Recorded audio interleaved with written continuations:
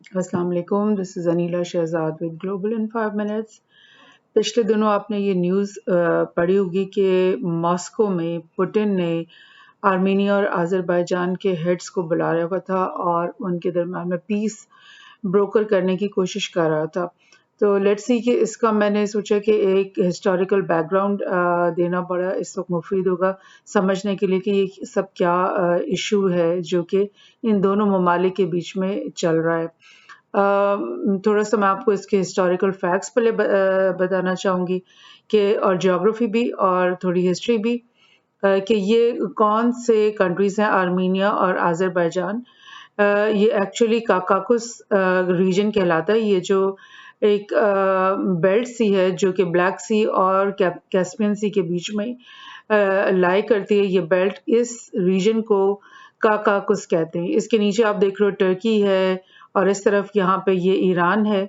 और इस काकाकुस के जो रीजन में जो ममालिक आते हैं वो हैं अज़रबैजान, आर्मीनिया, जॉर्जिया। ये 3 ममालिक हैं और उसके बाद ऊपर जो बेल्ट आती है वो रशिया के अपने ही प्रोविंसेस हैं जो इस बेल्ट का हिस्सा हैं बाकी। तो हिस्ट्री में आपको थोड़ा-सा ये बताना चाहती हूँ पहले कि जब वर्ल्ड वॉर 1 ख़त्म हुई और ऑटोमन एम्पायर ब्रेक डाउन हो गया, उससे पहले तो ऑटोमन एम्पायर की जो सीट थी वो तो टर्की में थी, बिकॉज़ ये टर्किक पीपल थे ऑटोमन्स। और ये जो काकाकुस का ये रीजन था, जिसमें जॉर्जिया और आर्मीनिया और अज़रबैजान शामिल हैं, ये तीनों ममालिक जो हैं ये ऑटोमन एम्पायर का हिस्सा थे। और लेकिन क्योंकि वर्ल्ड वॉर 1 के नतीजे में ऑटोमन एम्पायर डिसमेंटल हो गया, ख़त्म हो गया, तो उस वक़्त ये जो तीनों ममालिक हैं ये भी इससे निकल गए। बाकी तो ऑटोमन के जो जितने भी ममालिक नीचे थे, आपको पता है ईरान हो गया और ये जॉर्डन, ये इजिप्ट वग़ैरह, ये सब जो ऑटोमन के हिस्से थे, ये तो फ्रांस और ब्रिटेन और यूरोपियन एलाइज़ के बीच में बाँट दिए गए।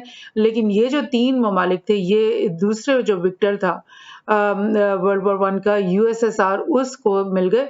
और यूएसएसआर ने, आपको पता है कि बहुत सारे रशिया ने जो है ममालिक अपने साथ मिला लिए थे वर्ल्ड वॉर 1 के बाद। और उनमें बहुत सारे वेस्टर्न यूरोपियन ममालिक थे, एक पूरी बेल्ट थी। ये सेंट्रल एशियन कंट्रीज थी, ये भी एक पूरी बेल्ट है। और ये तीनों काकाकुस के जो कंट्रीज थे, अज़रबैजान, आर्मीनिया और जॉर्जिया, ये सब के सब शामिल हो गए यूएसएसआर के अंदर। और ये तब तक इसी के मेंबर रहे यूएसएसआर के, जब तक कि यूएसएसआर कायम रहा।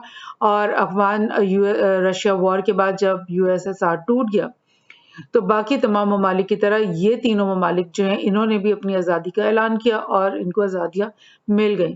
लेकिन ये जो जब तक ये यूएसएसआर के अंदर ये तीनों ममालिक शामिल थे और वर्ल्ड वॉर 1 के बाद, सो यूएसएसआर में स्टालिन की हुकूमत थी जब वो वर्ल्ड वॉर 1 के बाद। और जब टर्की में कमाल अतातुर्क की गवर्नमेंट बन गई, तो इन दोनों के बीच में काफ़ी अंडरस्टैंडिंग थी, दोस्ती थी। तो कमाल अतातुर्क ने बोला स्टालिन को कि ये जो नगोर्नो काराबाख का एरिया है जिसमें आर्मीनियन कम्युनिटी रहती है मगर वो है अज़रबैजान के अंदर, तो तुम इसको अज़रबैजान के अंदर ही रहने दो, इसको काट करके आर्मीनिया के हवाले मत करो। और क्योंकि उन दोनों की दोस्ती थी, इसलिए स्टालिन ने उस वक़्त ये बात मान ली।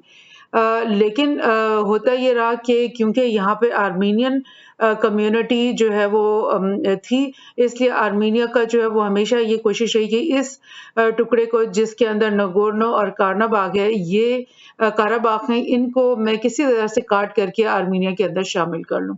तो ये कॉन्फ्लिक्ट जो है, ये जब से ये दोनों मुल्क जो है आज़ाद हुए, तब से इनके बीच में ये चल रहा है।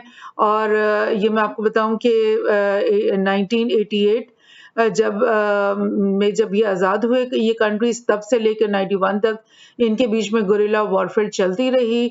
और ये दोनों की कोशिश रही कि ये नगोर्नो और काराबाख का जो इलाका है, इसको दोनों पार्टीज चाहती थी कि वो हम अपने कब्जे में रखें, अपने इन्फ्लुएंस में रखें। इस तरह से 92 में एक फर्स्ट नगोर्नो काराबाख वॉर शुरू हुई और 2 साल वो चलती रही। और 30,000 لوگ اس میں مطلب شہید ہوئے اس وار میں، اور پھر بھی یہ مسئلہ حل نہیں ہوا. اس کے بعد دوبارہ سے ایک لو انٹینسٹی وار چلتی رہی کافی عرصہ، یہاں تک کہ 2020 میں سیکنڈ نگورنو کاراباخ وار ہوئی، جس میں لائک کافی حد تک آذربائیجان کو کامیابی ہوئی، اور انہوں نے کافی حد تک آرمینین جو وہاں پر فیکشنز تھی ان کو وہاں سے نکال باہر کیا، اور انہوں نے ڈکلیئر کر دیا کہ ہم جیت گئے. لیکن پھر بھی کہیں نہ کہیں آرمینین وہاں پہ انفلوئنس اور پریزنس جاری رہی، جس کی وجہ سے اس کے بعد بھی آج تک لو انٹینسٹی وارفیئر یا کانفلکٹ ان دونوں کے بیچ میں جاری ہے. لائک آپ دیکھ رہے ہیں کہ کبھی بھی ایسا وقت نہیں رہا جس کے بیچ میں ان دونوں ملک میں کوئی نہ کوئی وار یا لو انٹینسٹی کانفلکٹ نہیں چل رہا ہو. تو اس کے نتیجے میں ایسا ہوا ہے کہ آذربائیجان سے تقریباً 2 لاکھ لوگوں کو ڈسپلیس ہو کر آرمینیا میں جانا پڑا ہے، اور آرمینیا سے تقریباً 8 لاکھ لوگ جو ہیں وہ ہجرت کر کے اب تک آذربائیجان جا چکے ہیں. یعنی کہ وہ اب ایک دوسرے کی جو ایتھنک پاپولیشنز ان کے ملک میں ہے ان کو وہ ڈریگ آؤٹ کرتے ہیں اور وہ کہتے ہیں اپنے ملک میں جاؤ.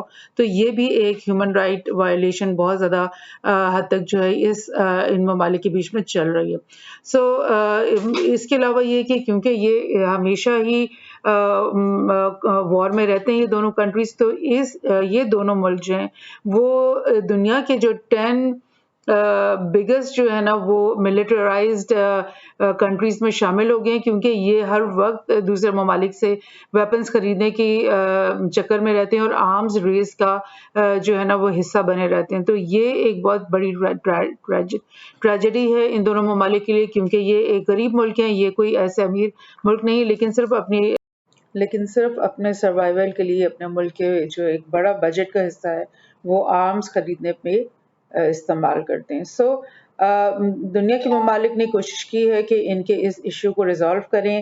یہ او ایس سی ای مینس گروپ جو ہے یہ ایک ادارہ بنا ہوا ہے شروع سے ہی، جب سے ان کے یہ کانفلکٹ شروع ہوا ہے. اس کے ممبرز جو ہیں وہ میجر جو ہیں فرانس، رشیا اور یو ایس، یہ 3 ہیں جو کہ ان کے بیچ میں او ایس سی ای کے انڈر ان دونوں ممالک میں یعنی صلح کروانے کے لیے یہ کام کر رہے ہیں. مگر افسوس کی بات یہ ہے کہ اتنے سالوں میں، اتنی دہائیوں میں یہ اس مسئلے کو ریزالو نہیں کر سکے ہیں، اور ان کی جو میٹنگز ہیں وہ اکثر وقتاً فوقتاً ایک سال 2 سال بعد یا 3 سال بعد ہوتی رہتی ہیں. مگر آپ یہ دیکھ رہے ہو کہ ان کی کسی بھی ایفرٹ کا جو ہے وہ فائدہ نہیں ہوا ہے. یہ ایک اور اسی طرح کی میٹنگ 2013 میں، اور مطلب ہر دوسرے تیسرے سال یہ میٹنگز چلتی رہتی ہیں مگر کوئی فائدہ نہیں ہوا. اب میں آپ کو تھوڑا سا بتا دوں کہ جب 2020 میں لاسٹ نگورنو کاراباخ وار ہوئی تھی، اس میں رشیا اور ٹرکی کا کیا رول تھا. رشیا ٹرکی کی طرف سے آپ اس وقت یہ بیان آیا تھا کہ مطلب آذربائیجان کو کچھ بھی جو چاہیے، ویپنز چاہیے، ڈرونز چاہیے، ٹیکنیکل اسسٹنس چاہیے یا انفارمیشن نالج، کچھ بھی جو بھی چاہیے ہم وہ اس کو دینے کے لیے تیار ہیں. سو شروع سے ہی ٹرکی جو ہے وہ آذربائیجان کی سائٹ پر ہے، اور ٹرکی جو ہے وہ آرمینیا کو انفیکٹ ایز اے اسٹیٹ اس نے تسلیم بھی نہیں کیا ہے. اور اس کے برعکس جو رشیا ہے، رشیا نے اس وقت جو ہے آرمینیا کا ساتھ دیا، اور اس وقت اسی وقت انہوں نے اعلان کر دیا کہ ہم جو ہے وہ آرمینیا کے ساتھ ایک ملٹری ایکسرسائزز کر رہے ہیں. اور اس وقت جب کہ یہ دونوں کے بیچ میں جنگ شروع تھی، اس وقت رشیا نے آرمینیا کے ساتھ مل کر ایک ملٹری ایکسرسائز شروع کر دی، جس سے صاف پتہ چل رہا ہے کہ رشیا جو ہے وہ آرمینیا کے ساتھ اس جنگ میں کھڑا ہوا تھا. سو یہ تھا اس وقت کے حالات اس جنگ کے. بہرحال اس جنگ میں جو ہے وہ کافی حد تک آرمینیا کو لائک سکسیس ملی. اب 2 سال اور گزر گئے، اور اب آپ دیکھ رہے ہو کہ یہ رشیا نے اب اسی ہفتے ان دونوں ممالک کے جو ہیڈز ہیں ان کو بلایا ماسکو میں اور ان کے بیچ میں ایک میٹنگ کروائی ہے اور کوشش کی ہے کہ ان کے بیچ میں جو ہے وہ صلح کروا دی جائے. اور لیکن دیکھنے میں یہ آیا ہے، بلکہ یہ رپورٹ ہوا ہے کہ اس میٹنگ میں آلدو کہ پوٹن کوشش کر رہا تھا کہ ان کے بیچ میں ہم دوستی کی باتیں آگے بڑھائیں، لیکن ان دونوں جو سربراہان ہیں انہوں نے آپس میں بحث و مباحثہ شروع کر دیا، آرگیومنٹ شروع کر دیا، اور ایسا لگ رہا تھا کہ اس میٹنگ کا فی الحال کوئی فائدہ نہیں ہوا ہے. تو یہ میٹنگ جو ہے وہ بھی فی الحال تو بے سود ہی ہو گئی ہے. اس کے بعد بلکہ فوری طور پہ اس سے ایک دو دن بعد آرمینیا نے بولا کہ جو ہے ہم ماسکو کے ساتھ جو ہماری ملٹری ڈرل جو ہے وہ جو پلان تھی اس کو ہم کینسل کریں، یعنی کہ ناراضگی کا اظہار کیا آرمینیا نے ماسکو کے ساتھ. ساتھ ہی ساتھ آذربائیجان نے بھی جو ہے وہ قراباغ کے میں جو آرمینین لوگ موجود ہیں، ایلیمنٹس موجود ہیں، ان کو بھی الٹیمیٹم دے دیا کہ تم لوگ جو ہے نا اپنا بوریا بسترا باندھو اور نکل جاؤ.